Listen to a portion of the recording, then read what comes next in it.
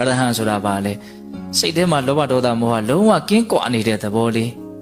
အပူမရှိလို့ငြိမ်းအေးနေတယ်အရှုပ်တွေမရှိလို့ရှင်းနေတယ်ဆင်းရဲတာတွေမရှိလို့ချမ်းသာနေတယ်အဲ့ဒီအနေအထားလေးကိုအာယုံပြုနိုင်ဖို့လိုတယ်အဲ့ဒါကံကောင်းအောင်လုပ်နေတာအဲ့ဒါပရိစိတ်အရဟံကိလေသာအပူကင်း၍ငြိမ်းအေးတော်မူသောမြတ်စွာဘုရားပရိတလုံးချပရိစိတ်ရင်ဘာအကျိုးရှိတော့အနည်းဆုံးတော့108ခေါက်တော့ဆင်ခြင်မိမယ်လေအဲ့တော့အရဟံလို့ဆိုနေတာတဲ့ဘုံဘုံကတော့အဓိပ္ပာယ်လေးပါတွဲပြီးတော့ဆိုနိုင်ရင်ပို့ပြီးတော့သဘောကျတယ်အရဟံကိလေသာအပူကင်း၍ငြိမ်းအေးတော်မူသောမြတ်စွာဘုရားတခါလဲပအောင်လို့နော်အဲ့ဒါဘာလို့တာတော့ကံကောင်းအောင်လုပ်တာကံစိတ်ဥဒုအာဟာရအကြောင်းတရားတွေကိုကောင်းအောင်ပြင်နိုင်မှဘုံဘုံတို့ရခြင်းနဲ့အကျိုးရလဒ်ကောင်းတွေထွက်မှာတရားကိုမျက်ချင်မပြတ်နဲ့ဟုတ်လားဟုတ်ကံကောင်းအောင်လုပ်ကံပြီးတော့ပါလားကံကောင်းအောင်နှစ်နည်းပြောမလို့ပြောနော်တနည်းရပါလို့ဆိုမေတ္တာတရားကိုယ်စေတနာလေးတွေဖြူစင်တန်ရှင်းနေအောင်ကိုယ်ကံတွေမြင့်နေအောင်ကံတွေအစဉ်အတန်းရှိအောင်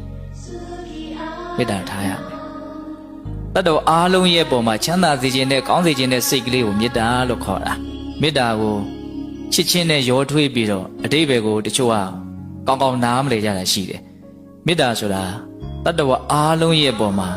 ချမ်းသာစေခြင်းလားဘေးရန်တွေကင်းစေခြင်းနဲ့ကျန်းမာရေးကောင်းစေခြင်းနဲ့နှလုံးစိမ်ဝမ်းငြိမ်းအေးစေခြင်းနဲ့အစဉ်မပြေတာဘာမှဖြစ်စေခြင်းဘူးအစဉ်ပြေတာတွေဒီဖြစ်စေခြင်းနဲ့ကောင်းစေခြင်းတတ္တဝါတွေရဲ့အကျိုးစီးပွားကိုလိုလားတဲ့စိတ်ကလေးအလွန်အဆင့်အတန်းမြင့်တဲ့စေတနာလေးအလွန်ကောင်းတယ်အဲ့ဒီမေတ္တာစိတ်ခဏခဏဖြစ်အောင်လုပ်ပြီးတော့လည်းပဲကိုယ့်ရဲ့ကံကိုမြင့်တင်ရမှာနော်အဲ့ဒါကိုလည်းနှုတ်နဲ့အရင်ရွတ်ဆိုအလုံးသောတတ္တဝါတွေဘေးရန်ကင်းกว่าကိုယ်စိတ်နှပြကြမ်းမှချမ်းသာကြပါစေဒါလို့ဆိုရင်ရပြီအဲ့ဒါကိုထက်ခါရွတ်ဆိုနေကြရင်စိတ်ဝင်စားပြီးတော့ကိုယ်စိတ်ကအဲ့ဒီထဲမှာတက်ဝင်လာနိုင်လိမ့်မယ်အဲ့ဒါမေတ္တာတက်ဖြစ်လာမယ်ဝိရိယရှိဖို့လိုတယ်ကြိုးစားဖို့လိုတယ်နော်အဲ့ဒါဘာလဲလို့မေးရင်ကံကိုဘုံဘုံတို့တွေပြင်ဆင်ကြတာပေါ့ကောင်းအောင်ပြင်တာ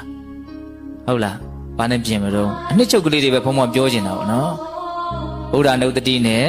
မေတ္တာမြတ်စွာဘုရားရဲ့ဂုဏ်အည်အသွေးကိုစဉ်းစားဆင်ခြင်ခြင်းနဲ့တတ္တဝါတွေရဲ့ပုံမှာကောင်းစေခြင်းနဲ့စိတ်ထားခြင်းပေါ့ဟုတ်လားဒါဆိုရင်ကံကောင်းမယ်ပြောချင်တာ